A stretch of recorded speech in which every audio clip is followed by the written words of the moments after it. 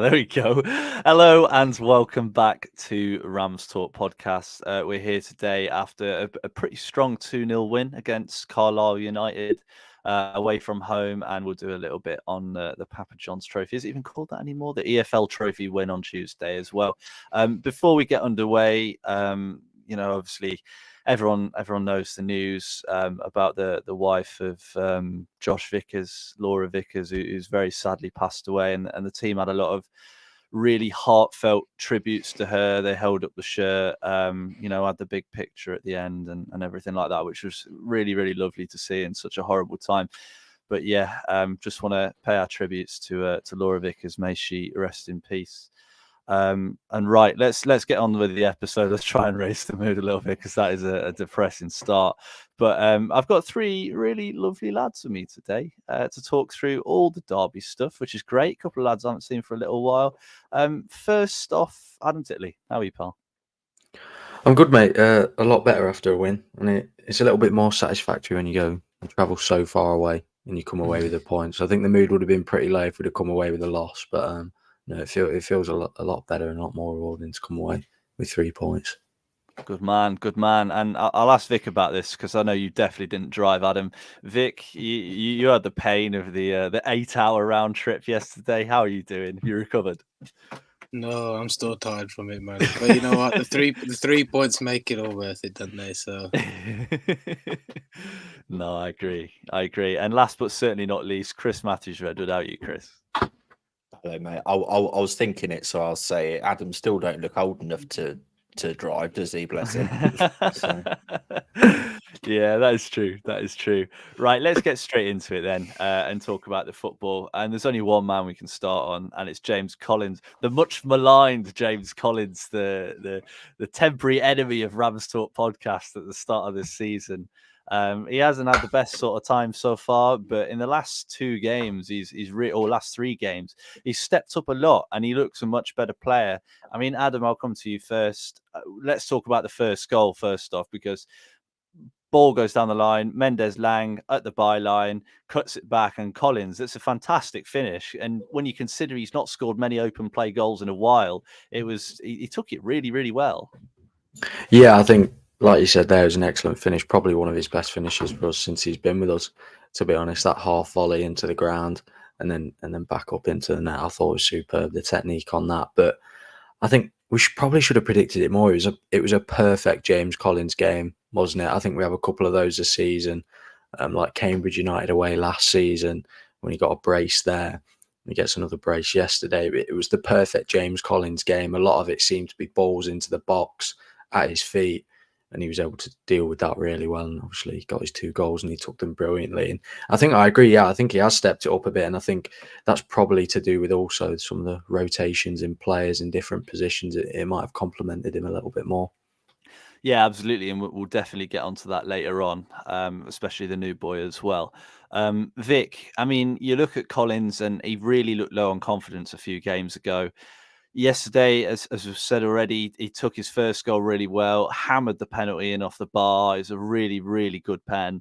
Although if it was an inch higher, we'd be saying how terrible it was. And he linked up really well. He just played a proper striker's game, didn't he?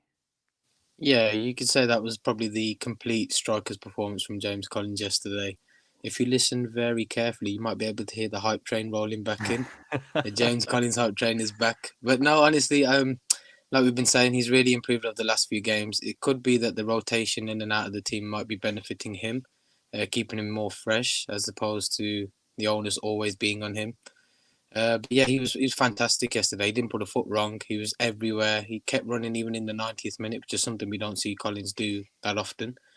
But yeah, I was really pleased with his performance, and long may that continue. As you say, long may it continue. And Chris, I mean, you look at James Collins and you look at his time at Derby so far. I said it yesterday. A few people seem to agree with me. Is that James Collins' best ever game for Derby? That's a good question. It's up there, isn't it? I mean, last time I was on here, I gave him a right volley. But to be fair to him, that was what we needed yesterday. That's the James Collins we need. That's the number 9 and it was it was timely because Waghorn had an absolute stinker, didn't he? Bless him. So we really needed Collins to step up yesterday. And the first goal, we'll see, the second was a penalty, but the first goal was a proper striker's finish. I think Adam mentioned probably the best finish we've seen from him in a Derby shirt. And yeah, we just need him to do that consistently now. I think he needs to start games consistently and perform consistently. He doesn't need to score every game, but the better his performances get, the goals will come. And he's getting better service now, I think, as well, which really helps. So yeah, to echo Vic, long may it continue, James. Exactly, and something Vic touched on, Adam. He talked about players that are around him, and I think it's made a huge difference in recent games. He's got the likes of Barkhuizen back and Sibley back, and obviously Mendes Lang does what he does. But to talk about the first two players, I mean, Sibley started. I thought he did okay. I thought he played a couple of really good balls in behind that if we'd done a little bit more with, we'd probably have scored more goals. And Barkhuizen off the bench looked so dangerous. He was skipping past players on the byline, and I mean, what a difference it makes having a bit of pace and power in the side. Yeah, I think touching upon Sibley first, I think his game is a lot quicker than some of the other players in midfield, and that showed. Definitely linking up down the wings in that first half, quick 1-2s, definitely got us further forward a lot quicker than maybe a couple of touches and then trying to turn. So I think he was quite instrumental in that first half and some of the chances we created. And then Barkhuizen, I'm a big fan of his. I like how direct he is. After that purple patch last season, I thought we had a lot of talent on our hands with him, and I think definitely his directness helped yesterday. And also I mentioned to Kane Wilson coming on. That second goal definitely wouldn't have happened without his skill, bringing the ball forward, and I think he was superb against Lincoln too. Yeah, sorry. I thought you were going to say something else then. I thought I was carrying on. It's the spotlight on your face, mate. I can't read it. You must be blinded. I am. But Vic, I mean, one of the players that Adam mentioned there, Kane Wilson.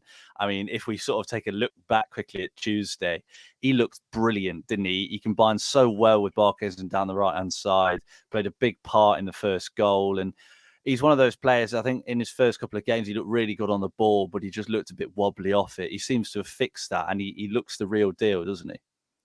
Yeah, I mean, Kane Wilson, again, has impressed just like Collins has. His dribbling is probably the best in the club, or best in the team at least. And his work rate is really good as well. It's probably everything that Paul Warren wanted when he first signed him, and now starting to see the fruits of Kane's labour. Had another great game again yesterday. He was solid on that right wing, whichever role he was playing yesterday. But he's another attacking outlet that we've got. It's good to have these options now. Kane, I think, will probably stamp his authority on the team, and it'll be hard to take that shirt off him going forward. But like I said, it's just good to have these options available now, especially for the games coming in thick and fast. We're going to need this entire squad to play. And again, I mentioned to Sibley. Sibley, for me, drives forward more than the rest of the other midfielders, which makes him more important than, let's say, Corey Smith, who also had a decent game yesterday as the sweeper. And it's good to always have the midfield dynamic that we've probably been all the season. So, yeah, good on Louis Sibley and good on Kane Wilson. Yeah, they're two players that have made a difference since coming back from injury, aren't they? And Chris, I mean, I'm just having a quick scroll through the YouTube comments here, so keep sending them in. We've had a fair few already, but one of the ones we've got from Ryan Jono says Collins' best game for us, but we keep losing the ball in midfields. It's an interesting one, that, because I actually thought we probably kept it midfield better than we have all season on Saturday, which is quite funny. But what do you make of that? Yeah, I'm not sure I necessarily agree. I thought, I don't think we've looked in control in the middle of the park in many games this season, at least not consistently. And I thought yesterday we looked very solid. We got to bear in mind we've got probably our best technical midfielder still out injured. He's still got to come back in. So don't necessarily agree with that comment. I must admit, I thought we looked solid. And it was one of those away from home performances where most of the boxes were ticks. We just got to do that consistently at Pride Park now, and we're laughing. Yeah, it's easier said than done, isn't it, for this Derby team for some reason. But I mean, if we stay on the subject of Derby's midfield, Adam, it was quite weird. I thought Fornan did all right. I think he had a decent game. But one play that really impressed me was Corey Smith. Now, I've been quite critical of Corey Smith. Since he signed, I think as a midfielder, he doesn't have the legs. But when he's got Forner next to him and Sibley and players like that, he seems to have a little bit extra, just a little bit more bite, and he gets to use that much more. What did you make of his performance? I think I agree with you. I thought yesterday he had a much improved game, or in better comparison to the previous games he's had. I agree with Forner and Sibley next to him. He seems to be a little bit more composed on the ball. I think there was a couple of turns which got us out of trouble, and just some nice simple play, which really is just exactly what you want at that sort of moment. I think it helped that Carlisle are also a ball playing on the floor type of team too. But definitely Corey Smith had a much improved game. I agree with you. I've been critical of him in the past. I think at times he's been caught out in sloppy moments, but I thought yesterday he just did the simple things right, and it really helped to have him in that midfield then. Yeah, and I mean, Vic, we're powering through these talking points at pace at the minute. If Derby had this pace at home, we'd have won every game so far this season. But a player we haven't touched on yet, and there's a couple of comments about him already, is Ryan Nyambe. Now, since the last episode, he's signed, he's trained, he's played. I was really impressed with him. I thought he reads the play really well. He read the flight of the ball really well. He's a lot quicker than I thought he would be. And I've just got loads of notes here. And I think he plays that Jake Rooney role, where he's either a right-sided centre-back or he's a right-back really, really well. I know you were impressed with him. What did you think? Yeah, it was a very good debut from Ryan Nyambe. He's definitely a lot quicker than I thought. Rapid, but reads the game really well. The best thing about him is his versatility as well. So it's not just the right side he can play. He can play across the back four, should we ever need him. So again, he'll be probably key coming into the later part of the season. But I was really impressed with him. He gets up and down the wing, reads the game really well. His defence, he's not shy of a tackle either, which is nice to see. And bearing in mind he hasn't played much football in the last 6 months in terms of competitive first-team football. He didn't look out of place yesterday. So I'm really impressed with him. Hope he can continue that form going forward. And again, going back to what I said earlier, it's just nice to have all these options now all over the park, just showing the strength in depth that we've got. So Ryan Nyambe might be a steal of a signing. Definitely. And I've seen a few people say that exact phrase, a steal of a signing, which is always funny when you sign a player on a free. But yeah, no, I like it. And Chris, I've got a little bit of a conundrum for you, right? So we've signed Ryan Nyambe. He looked really good at the weekend, but we've also spoken about Kane Wilson. Now, you can't play them both at the same time unless we play a back five. So would you rather play a back four or a back five? And if we were playing a back four, which right back would you pick? God, steady on. You got Joe Ward to throw into that as well. Blimey. I personally, I would stick with our back four. I think it's looked really solid in recent games. The back five, I think we've seen, doesn't work. With the back four, I would personally go with Wilson, but it's if we can pick players on form rather than picking players out of necessity, we're in a good space.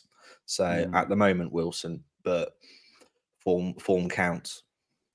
It does. I mean, Adam, how important is it that Derby maintain this form going forwards? Obviously, we've got Cambridge next week, and we'll get onto that in a little bit.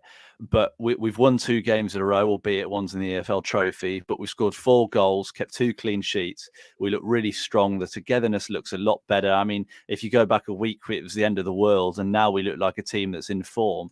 How important is it that we keep this going and keep this positive momentum and positive attacking football going? I think it's crucial because over the last couple of weeks, there's been a lot of talking points about the back five, the atmosphere of fans getting behind the players. And if we can continue this form, then the atmosphere will only improve too. And these things work hand in hand and things start to fall in place for you. But I think what's good is that we played Carlisle, 2 teams who play the ball on the floor. It wasn't the most entertaining game in terms of those clear-cut chances and amazing saves and stunning shots, but it was a game that we did the business and we got the result. which is crucial because you'll look back at the end of the season and we could be playing brilliant football come the end of the season, but if we're not getting the results, then the form and the positivity weren't there. But if we can get the results in the games where maybe you think, oh, that could have gone the other way, then it will only continue to grow momentum. And I thought we did that superbly yesterday, and it will be crucial coming in now. I think we've been pretty good away from home so far this season in terms of how we've played. And if we can continue that at Pride Park, then I can only see many more good things falling into place. Yeah, let's hope so. Let's hope so. And we've got a comment from the Godfather, who, after telling us we're not worthy of his presence, has made a really good point about our right back situation. He says we play Nyambe away and Wilson at home, and I tend to agree. I think Nyambe's obviously much more solid, whereas Wilson's better when you want to control a game. So yeah, I like it. I think that's probably a good shout, and I bet Paul Warren's probably thinking similar, to be honest. Vic, I mean, I guess we better speak about the rest of the defence. Fozzie's good as always, but the two players that impressed me quite a lot were Curtis Nelson, Erin Cashin. Cashin, we expect it already, but Curtis Nelson's gone from being a player that was sort of, I guess, criticised quite a lot. He made a couple of mistakes early on in the season. People were saying, him and Bradley are big donkeys. And stuff like that. And he's really turned it around. He's been so solid, defends so well, heads every ball, makes every clearance, and he's looking a lot better on the ball too. I mean, how good has Curtis Nelson been? For me, he's been fantastic. I've said from the very beginning, he's probably been our best defender this season so far. He's a no-nonsense type of defender, gets his head onto everything. It always seems to win the last-ditch tackles. He's got a bit of pace behind him as well, which is nice to see in a centre-back. But yeah, I've been really impressed with Curtis Nelson. Cashin, like you said, we already expect that, but he looks like he's sort of turned that corner now where the Brighton transfer might have turned his head, but he's sort of put his focus into what we're doing now, which is nice to see. They're all sort of complementing each other now. I think defensively we're quite solid, home and away. The problem was on the other side of the field at the top, but defensively, I think we look solid. Like Adam touched on, our away records already probably one of the best in the league in the minute, which is bizarre considering the start we've had. But yeah, no, I think Nelson's really... Nelson is the... I think with Nelson, he is what we expected Sonny Bradley to be. But he's just quietly gone about his business. He's literally just shone. I reckon Bradley will shine in the back four as well, but like I said, until they have a clanger, the shirt's theirs to lose now. So hopefully they can keep that going. Yeah, I agree. And I think even if they do make a mistake, you've got to stick with players, haven't you? I mean, we've seen it at other clubs, and we've seen it at Derby as well, where a player makes one mistake and all of a sudden they're out of the team. And we had that goalkeeping situation for years, didn't we? Where one would mess up, they get dropped, the other one would come in, have 3 good games, mess up, get dropped. And healthy competition's good, but I think, taking players out of the team instantly the second they make a mistake never helps. So it's good that Nelson sort of had that chance to make amends for his mistakes earlier in the season and become one of our most important players. But Chris, I mean, Vic touched on there, Erin Cashin, obviously had his head turned by Brighton. Who wouldn't? I would have been desperately trying to go to Brighton. I love Derby, but if it was me in that position and Brighton in the position they're in, you'd really want to go there and develop as a footballer, wouldn't you? But he's got his head screwed back on. He could be massive for us this season, couldn't he? Yeah, I'm hoping it's not just until January, but yeah, we've always known how good he can be. To be fair, we noticed it for about, well, not even 1 week really, did we? That he's had his head turned, and he was back in it and doing what Erin Cashin does, and I think he's starting to build that connection now with Nelson. I think if you can have your centre backs talking, and knowing where each other's going to be, that's really important. And I think the last 2 games have really shown it. They've been really solid. They help each other out. And yeah, I just hope we can keep him beyond January, but that's probably a conversation for another day. But yeah, well, while he's performing the way he has been last 2 games, we're going to be hard to score against, which is so important. Yeah, absolutely. And a quick shout out to Joe Wildsmith as well, who he had that little wobble early on where he tried to catch the ball and parried it onto the bar. But apart from that, was exceptional for the rest of the game and commanded his area really, really well. Which is really nice to see. I saw a comment saying, surprised he's not got 300-400 competitive appearances already. The way he plays, you'd think so, wouldn't you? With the way he plays in such a mature manner. But Adam, I mean, we've played 2 games in a row now where we've played a back 4, which is so weird because at the fans forum, Warren came out and he said, I love a back 5. I'll always want, or a back 3. I'll always want to play a back 3. All my teams have always played a back 3. And then we played the back 3 at the weekend, and then we went on and ended up playing a back 4. We've won 2 on the bounce playing the 4. Do you want it to stay? Yeah, I think I do. I think, I keep saying Carlisle play it on the floor, which I think has been the difference in the last couple of games, really, when we've been struggling with that back 5 or back 3, however you want to see it. But I think it worked really well. The midfield was brought into the game a lot more than in the previous games. I know we've talked about how the midfield's been almost bypassed when we've been going forward. And yesterday that was not the case. All 3 midfielders were pretty much involved in every move going forward, which I think is key, really, with the midfielders that we've got. Forner takes us out of tricky situations. Corey Smith is the experienced member of that and probably orders a lot of that midfield around. Then Sibley's the one who's going to take it forward. So I think it was superb to see that back 4 in terms of how we played yesterday. And to be honest, we got the business done. And in that first half, we did carve out 2 or 3 chances where we could have scored from because we brought the midfield into play more with the formation that we were using. Well, exactly, and Vic, I mean, it's allowed the freedom for players like Mendes-Lang. I know he got a lot of criticism, which I thought was a little bit harsh because he did well to set up the first goal. He should have had a penalty as well when he was brought down inside the box. I still have no idea how the ref's not given that. Saw the video on Twitter earlier, and it is stonewall as it gets. And I thought he played quite well. Are people sort of using him as a target now? Because it gets to 60, 70 minutes. He's obviously not had a break since the season kicked off. He's on international duty. He starts every single game. I mean, we always say he needs a break, but if we take him off at 60 minutes, everyone's gone, oh, what a game he's played. He's class, and bring Barkhaves on and he'll do whatever. Whereas we sort of keep him on for 75, 80 and he's shattered and he makes a couple of mistakes at the end and people blame him. Do you think it's fair that he's being made a little bit of a scapegoat for us? No, but then again, it wouldn't be Derby County if we didn't have a scapegoat. So, yeah, with Mendes-Lang, I think it's hot and cold when he plays. Like sometimes he can go missing from games, but sometimes he is the difference in the team. I think the criticism at the minute is unwarranted. I don't think he deserves that because he is trying. Like, he's one of our main attacking outlets, and it's not our fault that every other team in the league is going to double up on him because they're worried about his pace and his directness. So it's not fair to blame him. We know we can probably get a good 70 minutes out of him. However, we've seen in the past that he can have these little bursts towards the end of the game. Sometimes they can make the difference. We've got to look at hindsight with Mendes-Lang. Having said that, though, when we're talking about the Wilson-Nyambe dilemma, how about Wilson on right wing?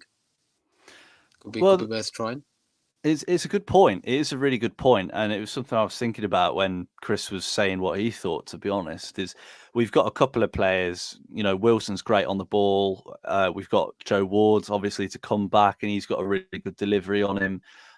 We've got Nyambe down that side as well. You've got Mendes-Lang, you've got Barkhaves, and you got quite a lot of options. I think it's always weird with right backs, and I always found. Do you remember when we used to play Bogle, and we had that weird phase of playing Bogle on the wing? And I think with some players, they need that deep starting position to start running. So, when Bogle used to pick up the ball and he'd come inside at the halfway line and sort of work his way through that, when he played on the wing, because he was starting so high, it didn't suit his game at all. And he was sort of having to use different methods of trying to get by people. Now, I don't know if Kane Wilson had suffered the same fate as Bogle did in those situations.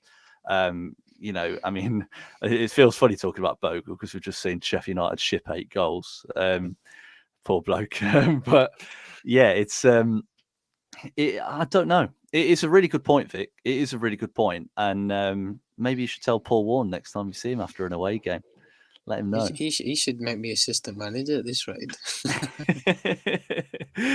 I'm sure he'd like that. No, it's good. I mean, going back to Wilson, like the difference between Bogle and Wilson was Bogle was just pure pace, whereas Wilson's got the dribbling ability to go past his players, so he could slot into that right wing a bit more. Should we need to think of a second option for Mendes Lang? So that's why I'd suggested Wilson. Nyambe, he's solid defensively, and he's probably better than Wilson defensively as well.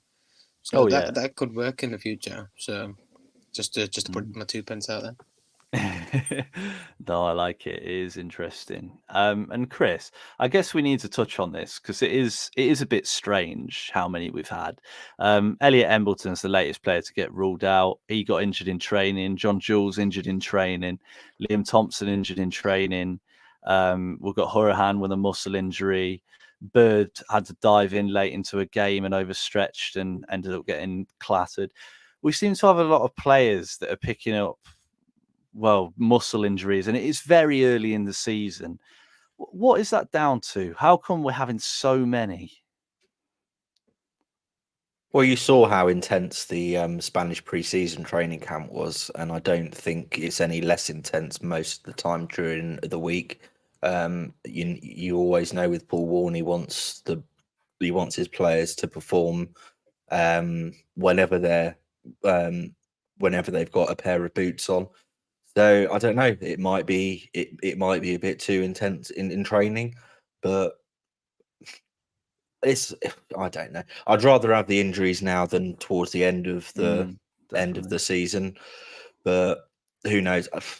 I don't watch training every day, so I don't know whether it's too intense. And a couple of them have just been. Well, I try. But I think a couple of them have just been down to a bit of bad luck. But Warren knows what he's doing, and we're in the forward position now where we haven't been for the last 18 months. Is we've got a bit of depth in our squad. So yeah, it's unfortunate, but they're all coming back now, and so the bigger team selection headache we can give Warren, the better. Well, exactly, and you always need options off the bench, don't you? So yeah, it's good to have some of those players back. I think you look at bringing someone like Kane Wilson on with 15 minutes to go. Imagine what a fullback's thinking when they see him coming on, knowing that they've played 75 minutes and now they've got to defend against someone that's quick and good on the ball. So yeah, here's a good point. I think as time goes on, you've got to hope that we don't pick up more injuries, as stupid as it sounds. And yeah, we can bring these players back for when it gets to the business end after Christmas. Well, you hear about it, don't you? You hear about players who start games and players who finish games, and I think Warren's starting to work out who starts and who finishes. The best last half hour player for me was Jamie Ward, and yeah, I think Warren's starting to get to grips with who he knows he can throw on with half hours to go and will change games. So yeah, we'll be all right. It's strange that Ward was so good because he'd probably done twice as many steps as everyone else on the pitch by that point as well. So yeah, this is the sort of banter you get on this terrific podcast, by the way. And we might as well do it now. We've flown through these points. Usually it takes us like 40 minutes. We're about 10 minutes ahead of schedule. I think we're too efficient today. So yeah, way too efficient. Because Jamie isn't spouting rubbish. That's what it is, when this podcast got Jamie and Callum on it, Callum's just blessing everyone like he's the Pope. Jamie's just waffling for 20 to 30 minutes about every point. So yeah, it's quite nice. It's quite refreshing, actually. You guys, it should just be us from now on, which should be Let's put it to a vote. No, I think Jamie will cry himself to sleep every night if we did that. So let's preview Cambridge. Now, as mentioned earlier, Cambridge, they're level on points with us. Very similar records as you'd expect, as we've got the same points, who'd have thought. Adam, I mean, it's going to be a real test for us. We're terrible at home. Cambridge aren't awful away. How do you see it going? Another tight encounter. Probably another case of getting the business done. My phrase now pretty much all season is tight encounter. Probably predicted 2-1 as well. Again, The goal but hanger no, classic. yeah, a 2-1 win. But no, I think. I mean, I sound like a broken record saying it's going to be a difficult game, but like you said, I mean, how important is momentum? 2 wins in a row now, going into that game.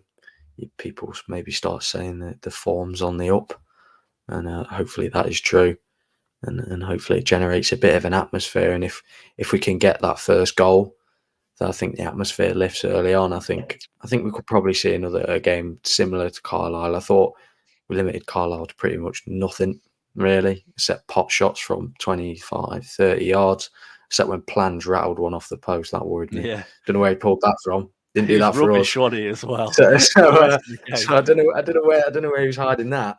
But no, I think it will be similar to that in the sense that hopefully we continue as being really solid at the back and limit Cambridge to pretty much nothing, really. But I can see us coming out on top in that one. And if we do 3 wins in a row, things start to lock on the up, don't they? And before we get on to you, Vic, it did make me laugh. There was a time when Plans was running with the ball down the left, and I think it was Curtis Nelson just jogged over to him and just took the ball. He didn't even try. Like, Plans was nowhere near the ball and just bounced off Nelson. I mean, most people do bounce off him, but yeah, it was pretty entertaining to see him do that. It's strange that his career's taken such a turn, isn't it? But just how it is. Can we just confirm, Jake, after that really uplifting, spirited Adam speech, that he thinks it's going to be 2-1? Yeah, I know. Yeah, 2-1 win. Yeah. As per usual. I predict it every week. Vic, please don't say 2-1. Nah, I'm not going for a 2-1 this week. I think, again, I don't think it'll be as tight as we think. I think now that there's a bit of confidence in the team, there's a bit of fluidity with the back 4, the 2 in the midfield, the 3, and then the 1 up front. I should have just said 4-2-3-1. That'd have been easier. We look like we look more settled in that sort of formation. It works perfectly away from home. It's just a matter of clicking at home, and I think this will be the game that'll do that. So I'm going to go for a 3-0 win. Yes, I'm being brave. I'm going for a Collins opener, and let's get Mendes Lang on the score sheet so it can shut the haters up. And we'll go for another Sibley one as well. I don't think it'll be as tight as we think. I think now that we're starting to play the teams sort of middle to lower end, I think we'll start to see the team click a bit more. We'll start to pick up a bit more momentum, and then that should carry us into when we do play the bigger teams in this league. So let's hope we can get this roll going. Let's hope so. And Adam, I mean, you didn't give your goal scorers, mate. Who's scoring? James Collins again. Continue his momentum. Maybe he'll finally get 20 goals this year, and I'll be proven wrong. Maybe he will. So he needs a few more. James Collins, and I reckon I'll go rogue Kane Wilson off the bench. He's really impressed me so far.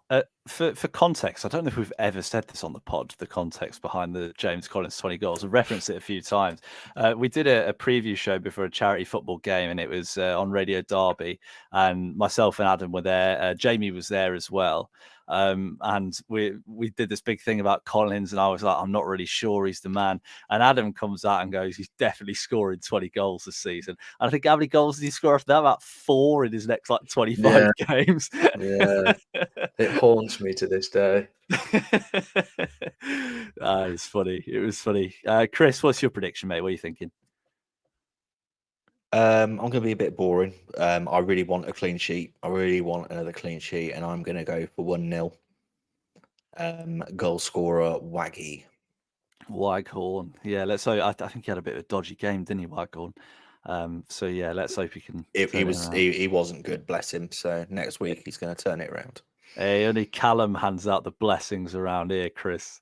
You can't step on his toes. It'll be devastating. Snooze, you lose. He isn't here, is he? Exactly. There was a funny bit with Waggle where he went to do a step over and landed on the ball with his back heel. No, funny. It was the first time I've seen someone try to cross their legs and miss. It was brilliant. Wasn't it? That's the wagon I remember. Yeah. Let's hope this season's wagon comes back. Before I give mine, we've got Jim Johnson in the comments who's put, we're going to win 4-0 against Cambridge. Collins, Brace, Nelson and Sibley. which is, I hope you're right, Jim. And my prediction is not far off that. I think it's also going to be 4-0. I'm just being delusional at this point, to be honest. There's no basis behind this whatsoever. But I just think this is the week. We've got a little bit of confidence. We've got our players back.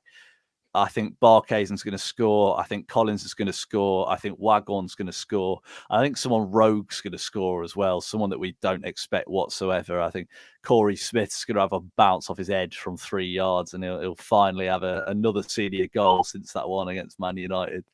Let's hope that's the case.